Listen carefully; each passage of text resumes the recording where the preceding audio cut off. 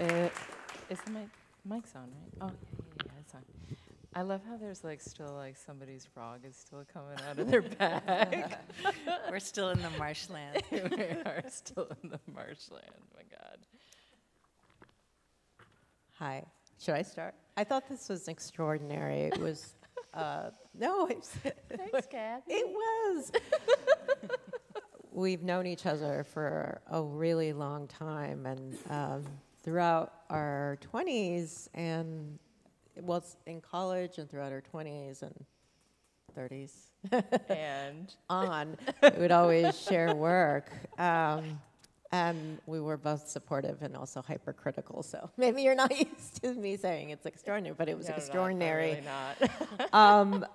But I also thought it was really cool to see this at the lab, which is which I don't know much about, but as you said, it's like a site of labor and activism. But it's also interesting to see this in the Bay Area because its mission is also where OpenAI is located, and I'm thinking about how there's going to be the obsolescence of these workers, and and of course Apple is, and in Silicon Valley, we don't think of the people who are actually the women who are assembling these iPhones, and I thought it was the documentation of it was beautifully interpreted through the dancers and also the interactive use of the iPhone, where at one point when we were looking at our iPhones and seeing the interview, it was kind of this literalization of the ghost on the iPhone, the voice in the iPhone, and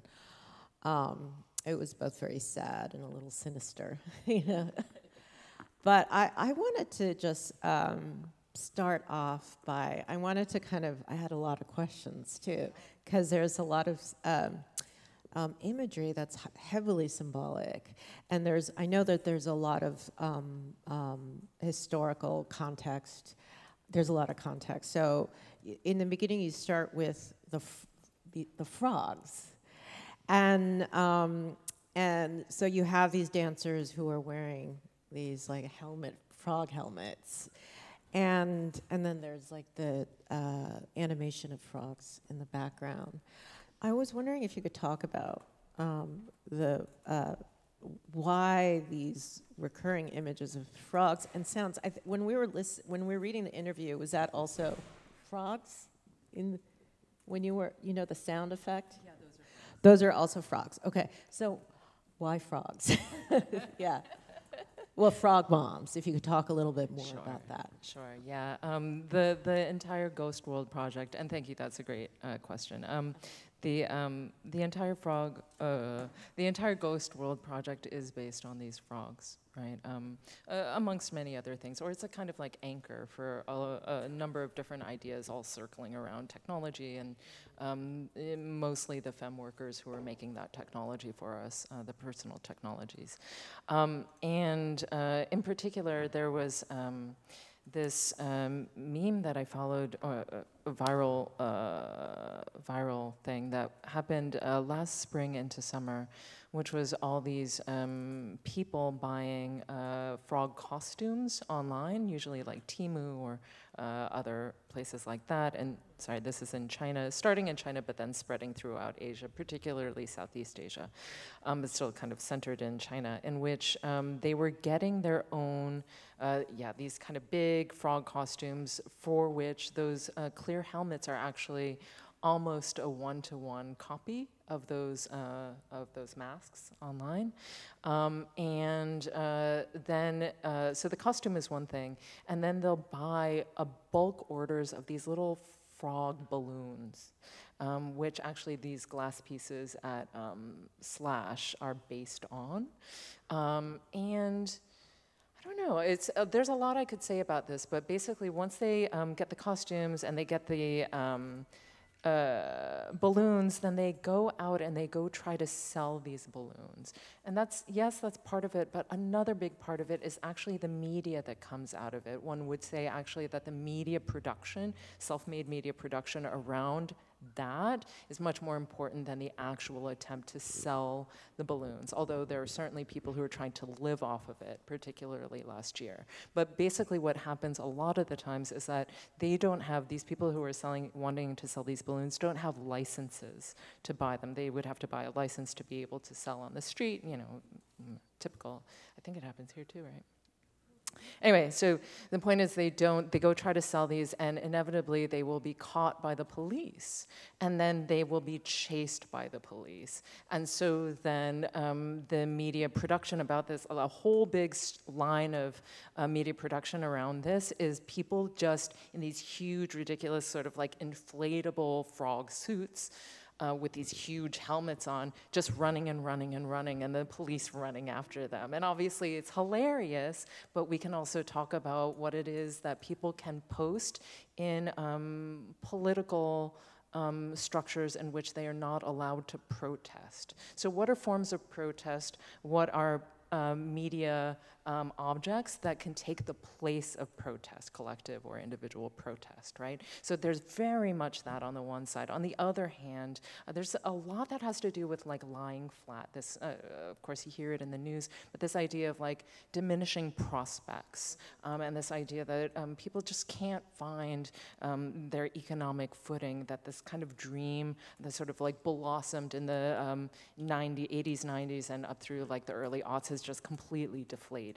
So you'll see a lot of posts where people will be like, how cruel, and it'll be people in the suit with all their balloons, and it will always say again and again, how cruel is this world that I have to sell my babies, right? So people just with all these little balloons, right? And then when the balloons deflate, you'll see, again, some of this in the slash, you'll see them with these balloons that can't be really reinflated, and they're just burying them as if they were their babies, right? So again, another act of how to talk about a kind of like general national depression, again, when it's not really permitted, right? So under this kind of like sweet, sort of like sort of silly costume, there's a lot of kind of like suppressed political, personal, economic issues kind of like packed into it. So that in and of itself is its own kind of ghost as well, right? It's like a sort of like a kind of a container, candy container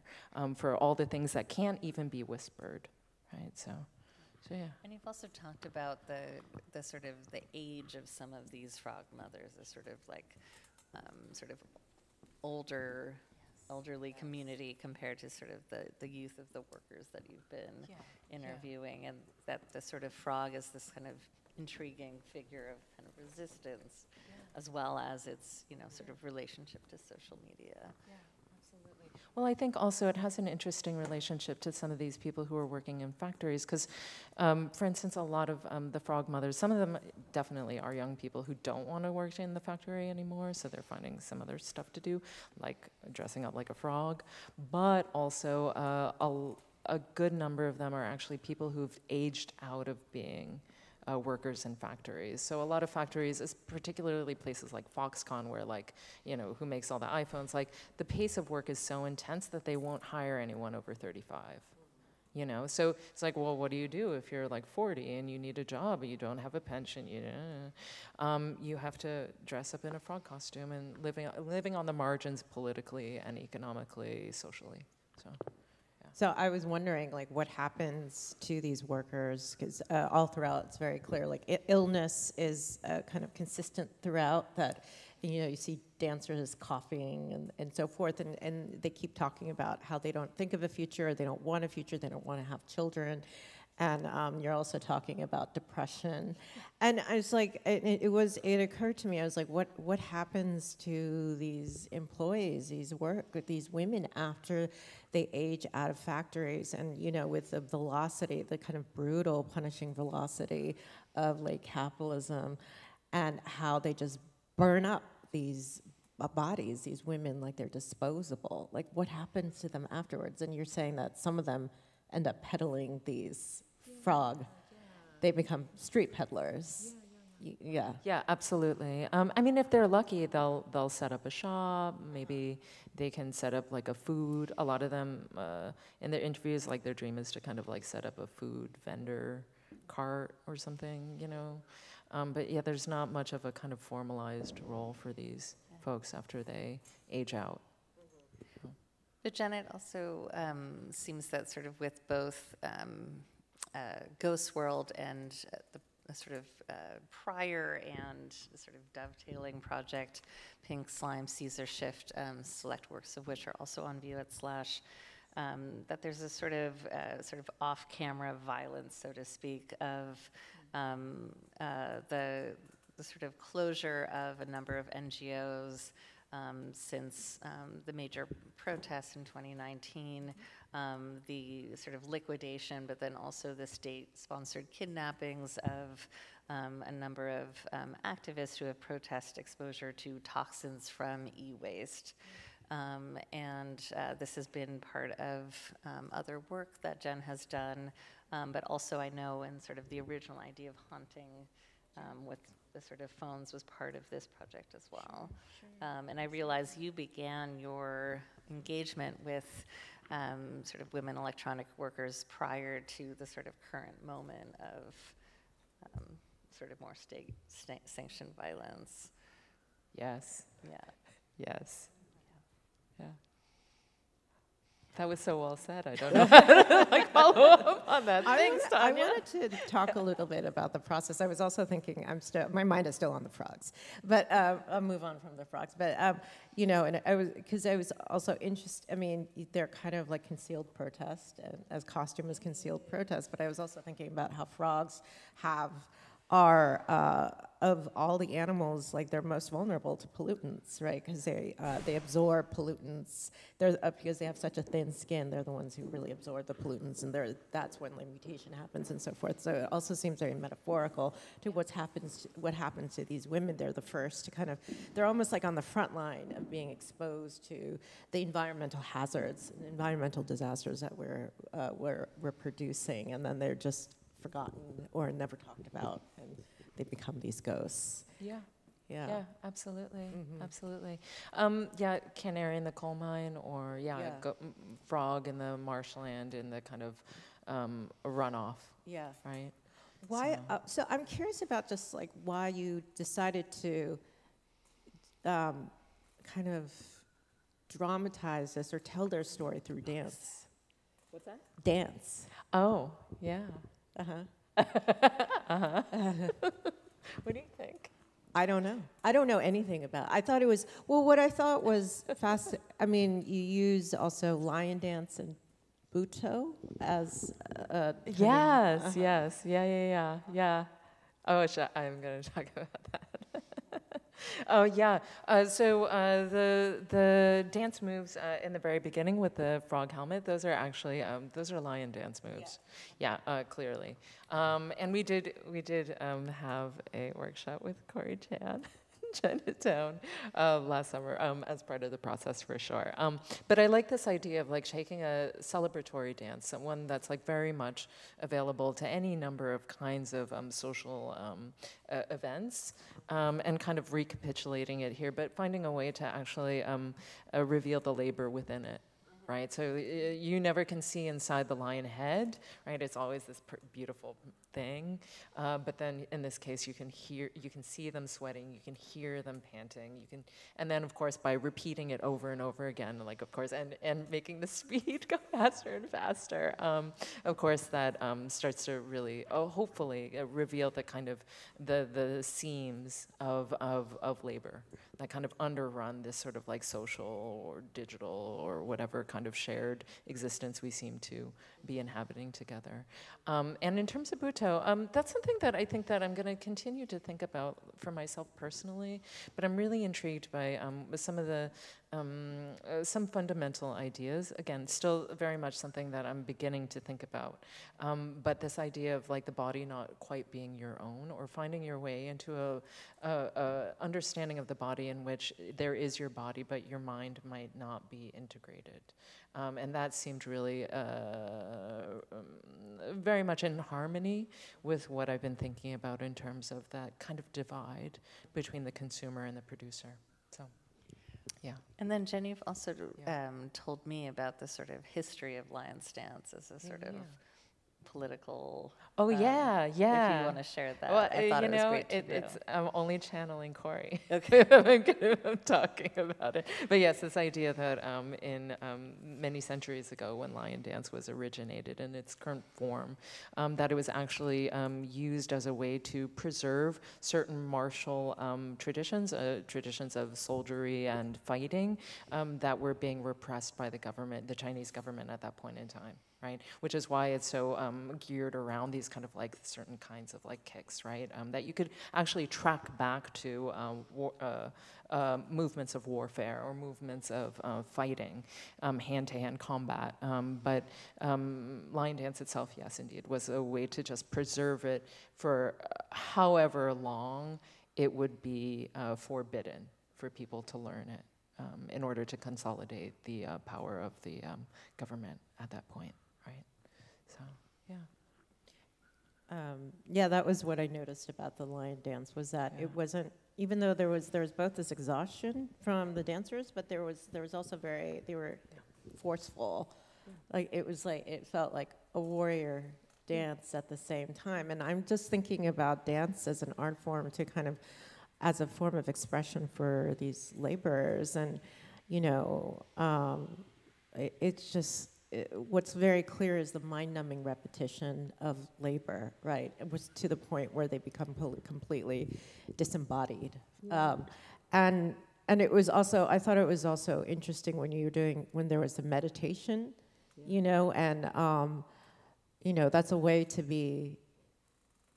I guess that's when I don't meditate, actually. So this is just what I hear about this is what I hear about meditation, but it's like, you know, it's a way to be present, right? Like when you're meditating. But for these women, they say that they want to escape their bodies. Yeah, exactly. Because the reality of their bodies is too terrible. Yeah, absolutely.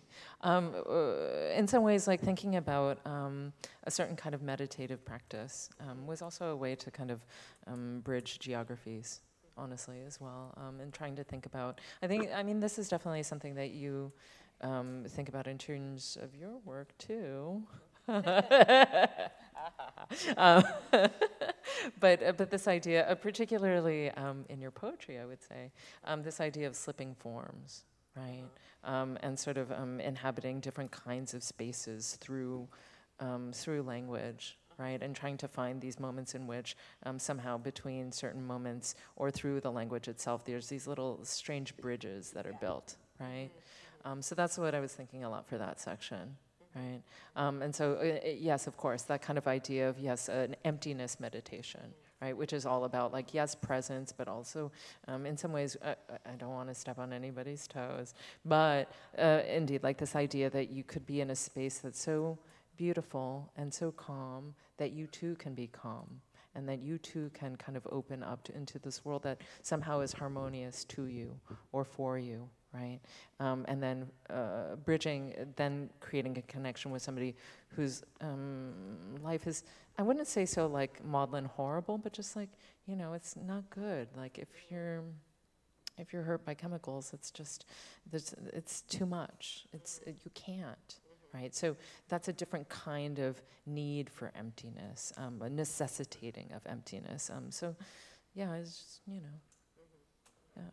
Yeah, language is really interesting, the way you use language throughout these performances, because it's all, you don't really, I mean, it's like even when you're interviewing these women, it's all mediated, right? It's like it's all mediated through English translation and through this kind of Q&A interview format.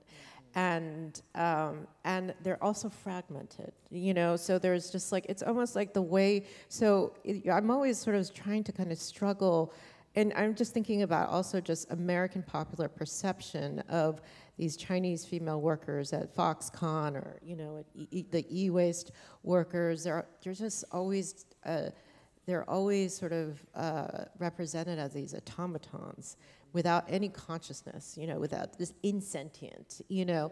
And so when I was watching this video, I was like just like trying to, you know, I was like, I was interested in their humanity, right? Yeah.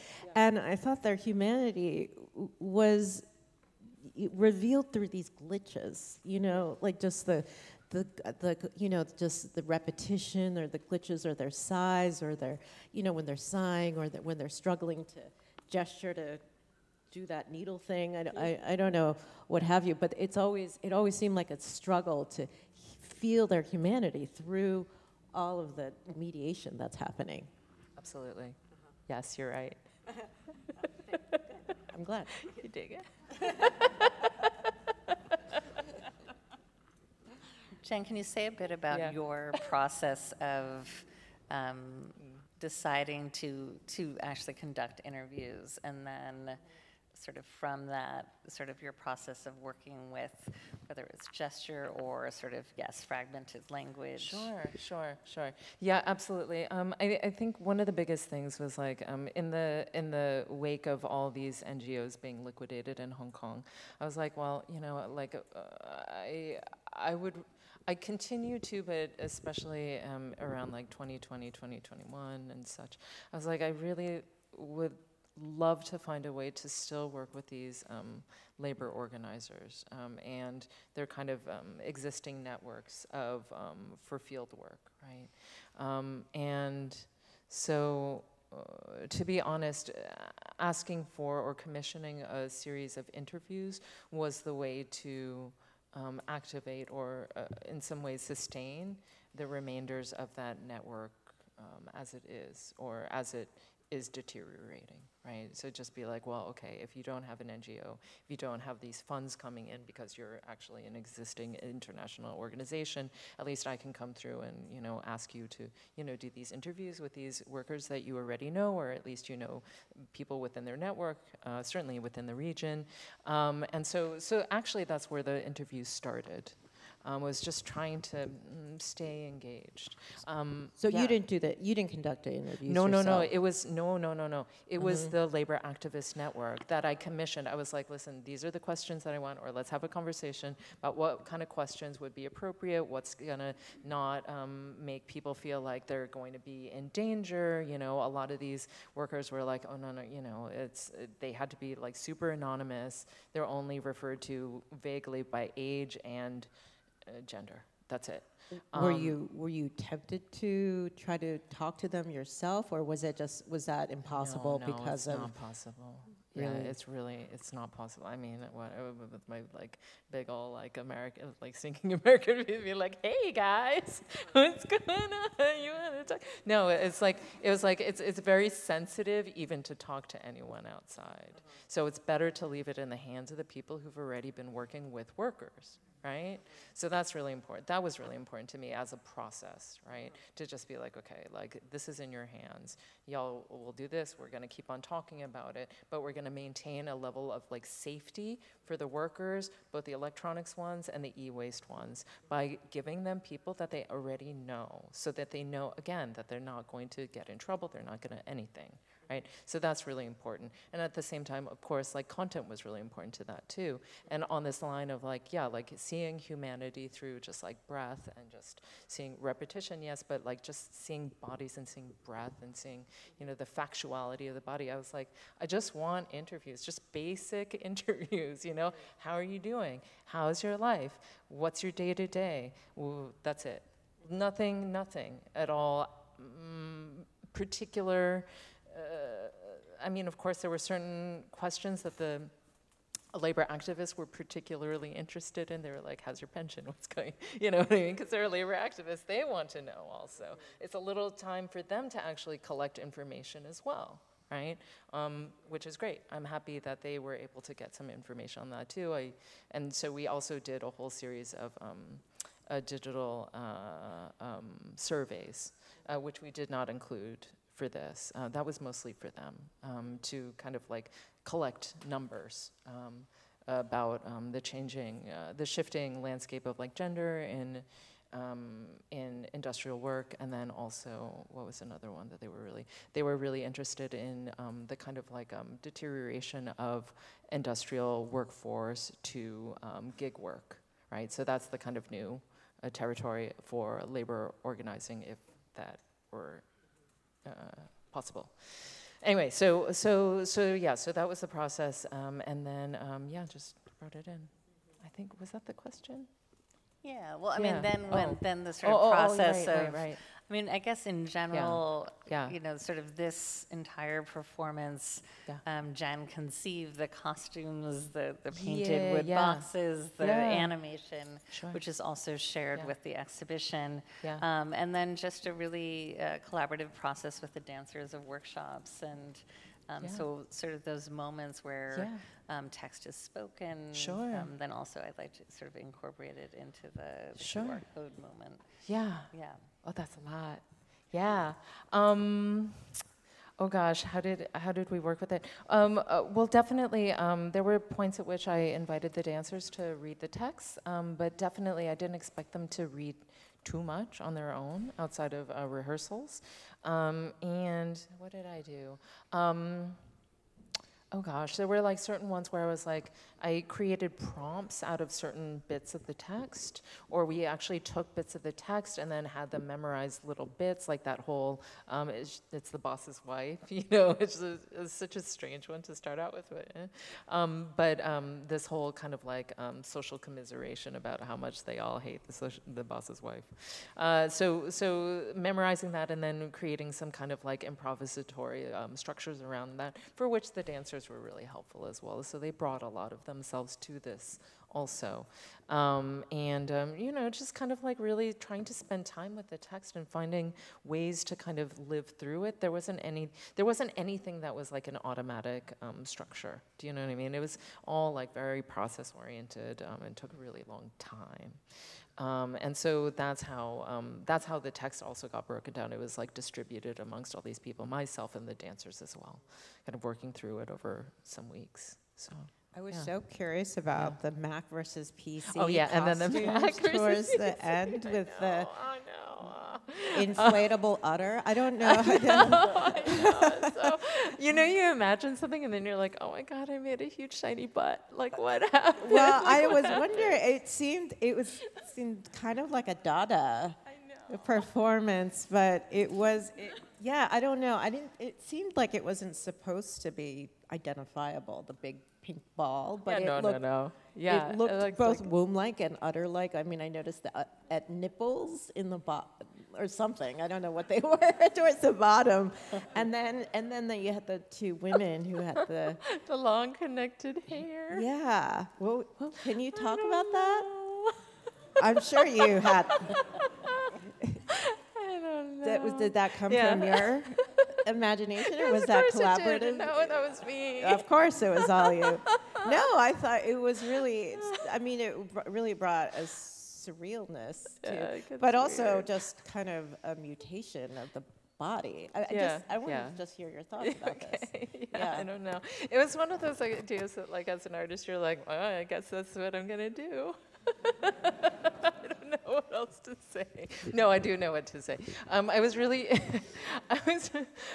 there was something about like wanting to connect bodies and making them like undisconnectable, right? And then what kind of choreography could happen if you like stuck people in these structures where they couldn't disconnect from each other?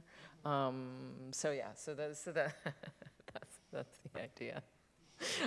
But also it does like, of course, then like this idea of like Mac versus PC and that ad, and you know, if you all, when you go home tonight, you go look up that ad. It's if you have a little piece of that text, you can find it on YouTube. You know, I like this idea of like these duos, like, so there's the PC and there's the Mac, there's the, you know, bureaucrat and the cool dude, I guess. And then there's like the idea of like shorelines, right? So California or US versus China. And then this kind of like this idea of a body that's like tied, and we kind of like compartmentalize ourselves into thinking that the bodies are separate, but they're really not, right? They're all kind of very connected, but the connection is sublimated. Well, they're like these like conjoined twins who much. are trying to pull away from each other and not being able to do so. And Yeah, there's that, but I was also thinking about that they're so Cronenbergian. I mean, it's like it's inflatable, but they're like Cronenbergian in the sense that they're like body parts that aren't quite identifiable. But it's also it definitely like suggests some kind of malfunctioning of fertility, or. And I don't, you know, because it's like I couldn't stop looking at the nipples in the bottom there, you know. But it's an empty womb, right? It's these two people who are stuck in an empty womb, and right. I mean, I'm personally interested in this as well. Going back to the no future, I'm kind of thinking of Lee Edelman here, but like just I was just interested in also just the. I mean, this is sort of related, but just the low fertility rate in that's happening in China and East Asia, and Korea and Japan, and part of the reason why there's such this declining fertility rate is that it's no longer these countries are no longer livable. You can't have families anymore. There's just no way to produce children. And I was just thinking about just during wartime when women just stopped being fertile because it was inhospitable to have babies. You couldn't, there was no will or drive to continue the human race. Sure. And it seems like this is what's happening. And it's like, it seems like China, these parts of the world are the canary in the coal mine. What is happening with this sort of, just like these like kind of capitalism eating people, you know, where they're just not, they no longer can want to have children because capitalism has become unlivable, has produced an unlivable condition. Right. So that's where we can get to that kind of like that byline for the frog mothers, right? So it's like, how cruel is this world that I have to sell my babies, right? But the babies are just like a bunch of, like a box full of inflatable plastic frogs that you bought online, and that's all you can kind of hope for anymore, right? Yeah. I wonder if with that, it might be Q&A time. Yeah. Okay.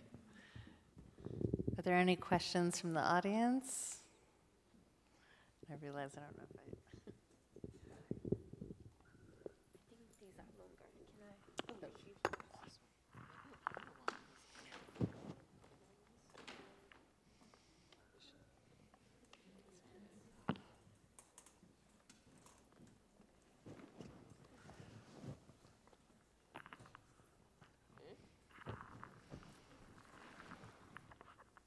Thanks for a great performance and conversation. It's a very silly question, but why 4 dancers? Oh. 4 dancers. It's even. That's really it. It just seemed to make sense. Yeah.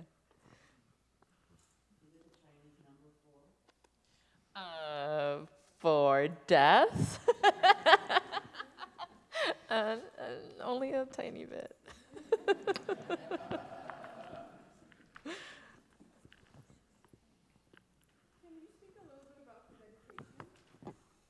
Oh.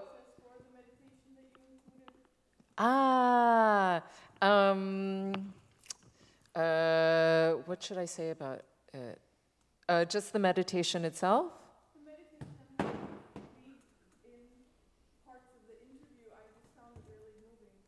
Oh, thank you. It started with a quote. I started with a quote from the interview that was about, not being able to, having to stop thinking or having to control their thoughts so they didn't have this one worker didn't have these splitting headaches anymore, which of course you heard in that section. And I don't know, as soon as I read that, it was really easy to go into the emptiness meditation. It seemed to make sense as a kind of mirror image. It also, for me, with your work, so often these, now we have meditation apps. So it's like you can pull up on your phone. My workplace offers an app that you can download for your mental health, and but it has this very, even though they try to have it more personal voices, it's still that kind of corporate language, which you have used in different ways, including, you know, the glitchy PC and Mac. But I was struck by thinking of some of your other works, like Gold Loop, which is in the exhibition, but also recently there was a screening at CCA of The Land at the Bottom of the Sea, in which you had different AI bots using, sort of describing liquidation, which they can't do. And so some of them are talking about like sort of cream that's like made from the ocean, but it has that kind of meditation guiding app lilt to it. Well, I mean, on that topic of meditation apps and the kind of like kind of capitalization of wellness, right? I think that I'm personally, I mean, whatever, cynic and living on the darker edge of existence somehow. But this idea of what exactly are these structures, these kind of like beauty creams and all this kind of like meditation apps, these kind of like corporate wellness models, like what, the question that I always come to is what kind of pain are they actually trying to address, and what is the source of that pain? Right, and so in some ways to go into an area in which I integrate a kind of emptiness meditation, like I already have a kind of question about it. It's already entering in as something that I already is packed with its dark side for me, if that makes sense. Thank you. I was wondering if you could speak a little bit about your approach towards humor or levity when contending with very dark subjects. That comes up a lot for me. I think it's well, I want to go back to what it is that Cathy was saying. Like, I am really interested in this idea of like how you express humanity. Like, what is the humanity of others? And humor is just really, it just seems it's a really important tool for me towards that end of kind of coming to understanding and kind of the possibility of, I don't know if equity is the word, but there's something about that one could never get to equity if you just see them as these mute automatons or these kind of forever victims, which I'm really not interested in sort of promoting in my work. So humor is just really important there. But it's also important, I think, for myself, and also what I project as what I want for my audience too. So this idea that you can engage with this quite perhaps intense realities of intense aspects of our reality, but at the same time, it's not as if it's unintegrated from our lives. Right? And our lives in which we kind of go around and, have a sandwich and, tell jokes or whatever, you know what I mean, or laugh while we're watching TV. It's the same reality. It's not a different compartmentalized reality, so,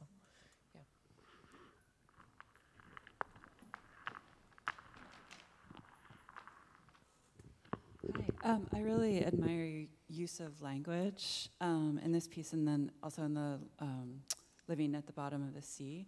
I was curious about language in your practice, like how you got to using it, playing with it the way you are, or perhaps maybe like other people that you're looking at or have come through that have a relationship with language.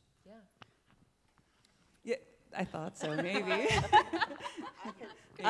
Maybe you could talk about this, because like, you also wrote poetry, when you were working on, while you were working on your art, and this is like all of your artwork, this is not typical of most artists, where there's always a driving narrative, often speculative, or fantastical and so forth. It's like, it seems to be the armature that always kind of frames all of your artwork. So and I've never asked you this question too, like how does that come first? There's always a story. Does the story come first, and then do the different like disciplines come afterwards? I would love to know that process in terms of how language plays into your process, and also the way you kind of punctuate the dance performance with language. Sure.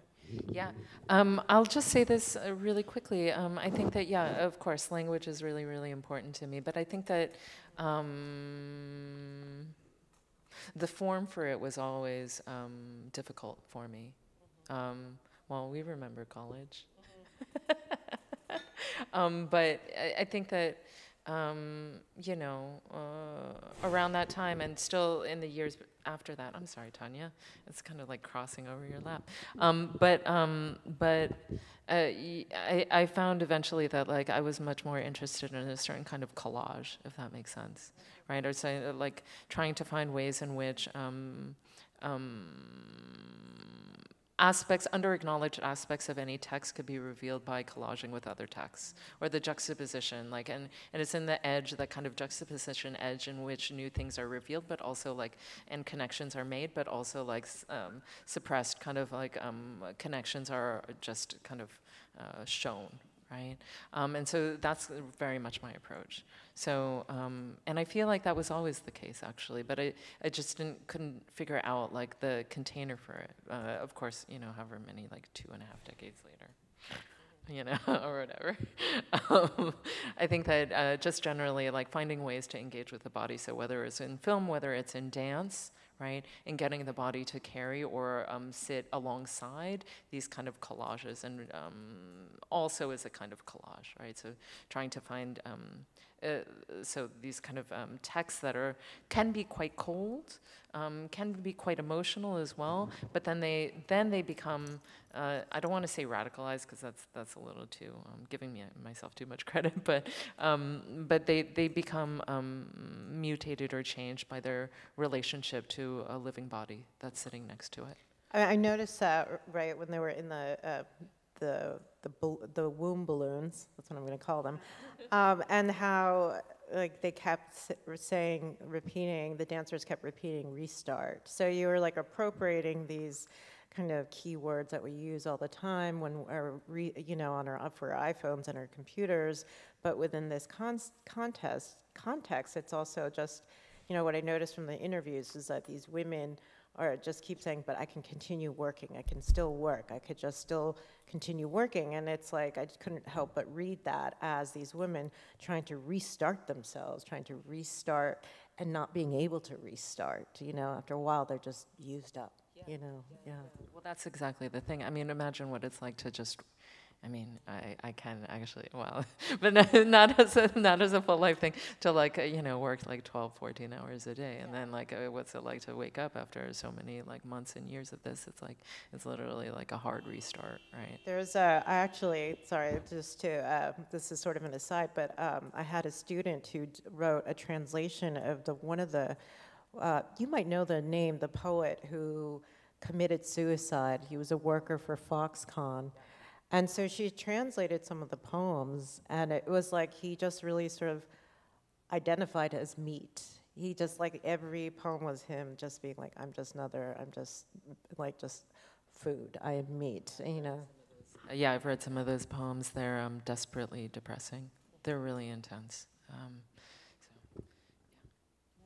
I just also want to mention, you know, sort of your use of, you mentioned container, and just sort of, there's also copies here and at the gallery of Jen's artist book, A Better Life for Workers, Volume 1, which has the same, like the costume sort of pink wrapper for a sort of translated text of an organization that's also no longer here. Yeah. But that there's also, you know, in your work, sometimes these voiceover layers of language, but then there's also this sort of transmission or sort of secret time capsule of, there's two works in the show, which are, one is a sort of glamorous redesign of an electric static bracelet that workers wear. The other is a ring, both of which contain, well, I'll let you describe them, but sort of texts, sort of historic labor texts, with the idea that they could be sort of activated or in the future. And so, I mean, that also strikes me as you have in this piece the kind of more, kind of personal firsthand interview, but then there's also these other kinds of forms of language, whether it's, again, the collage of sort of more corporate text or also then the kind of activist sentiment as well. Sure. Yeah. All right, well,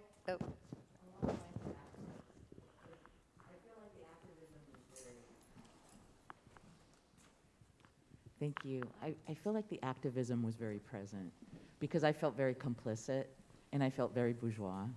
Especially, you put those elements in where when the meditation was happening, the performer read it so well, I started meditating, and then the line came in and I'm like, oh, I wasn't supposed to do that. And then I was like, oh, their body's on stage. That's right, I'm in a dance performance, And then when we were doing the iPhone's in our hand, this thing that's causing so much suffering, and then just follow me with your light, follow me with your light.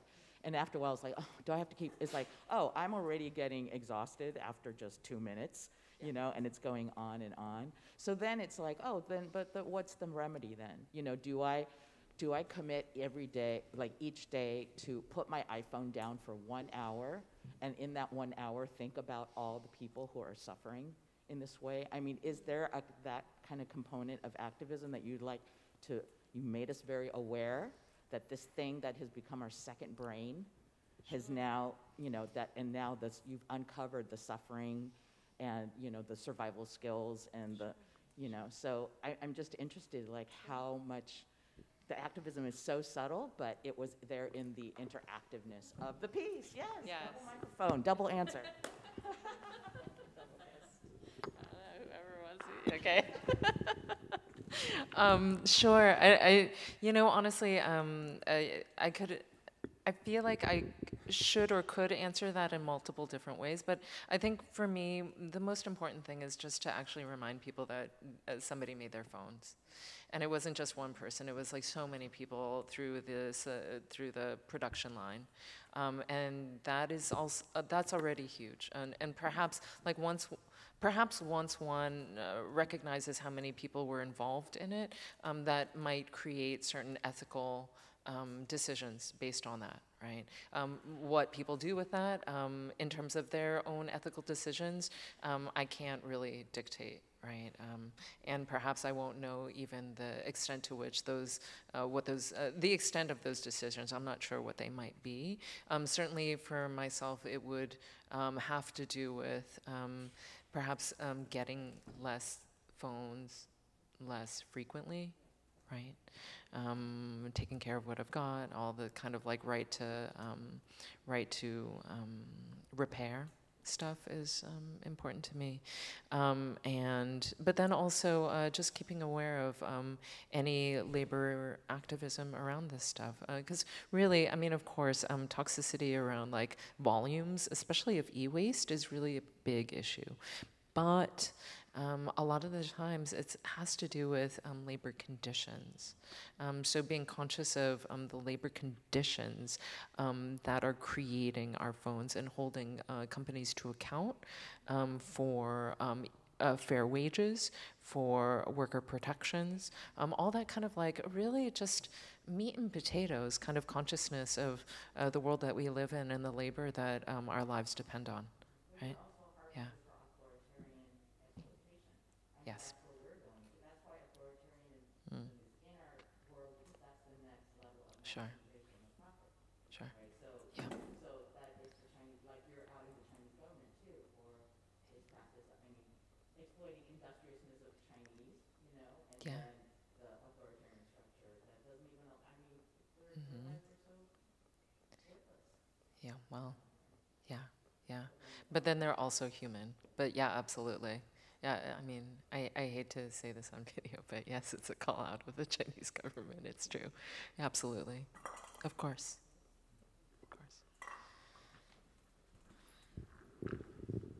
Thanks. I'm very curious if you plan to show the work in any Chinese communities, Hong Kong, Taipei, other places, because it strikes me that with regard to language, there are a couple resonances that might be very obvious. For example, the word for labor is sounds similar.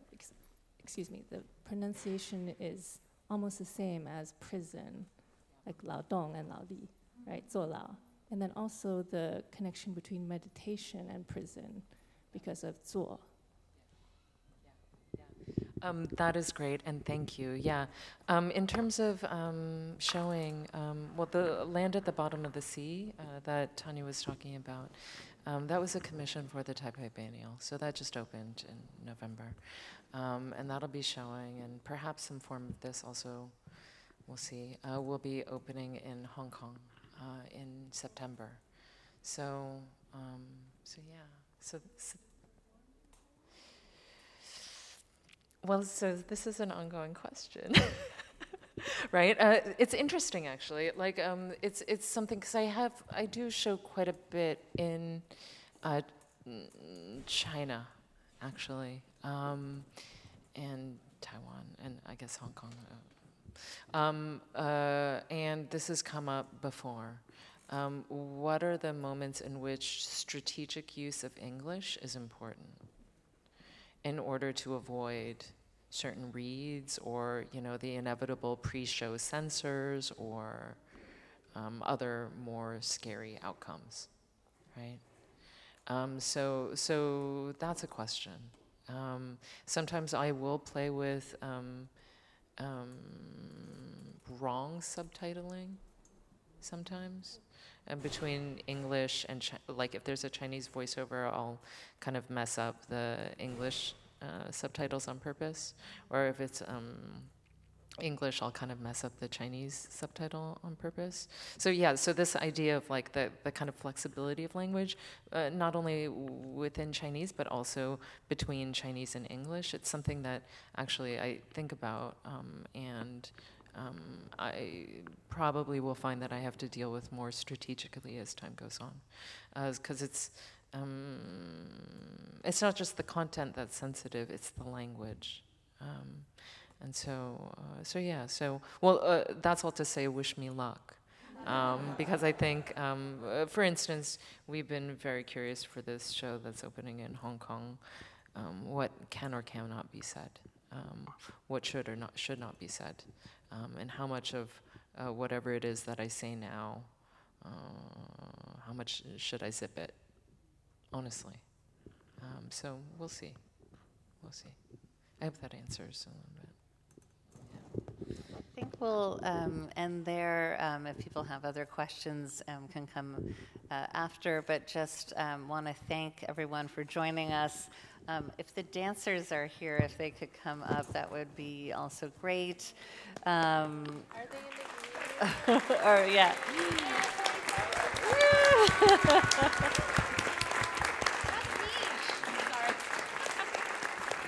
Mish, San, Anya, Tracy. Such talent. You guys are amazing, amazing, amazing. Thank you. You deserve rest and a glass of wine.